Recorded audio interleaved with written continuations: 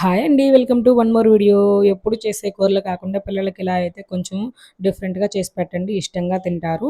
And ఆకుకూరలంటే చాలా వరకు పిల్లలు తినరు గదా! ఇలా చేస్తే ఆకుకూరలు గూడా చాలా ఇష్టంగా తింటారనమాట. ఆకుకూర అండ్ ఎగ్గు ఏసి ఫ్రై చేస్తున్నాను ఇప్పుడైతేను. ఇందుకోసం అయితే ఫస్ట్ అయితే ఆకుకూరని క్లీన్ చేసుకొని ముక్కలు ముక్కలుగా తరిగి పెట్టుకొనున్నాను. తర్వాత అయితే కడాయి పెట్టుకొని ఆయిల్ వేసుకొని ఆయిల్ కొంచెం హీట్ అయ్యాక పోపు దినుసులేసుకున్నాననమాట. ఆవాలు, జీలకర్ర వేసుకొని తర్వాత అయితే ఇంకా ఉల్లిపాయలు, టమోటో వేసుకొని వేపుకున్నాను. అందులోనే తగినంత సాల్టు, పసుపు, కారం వేసుకున్న. తర్వాత అయితే కొంచెం ఆకుకూర తరిగి పెట్టుకొనున్నాం గదా మనము.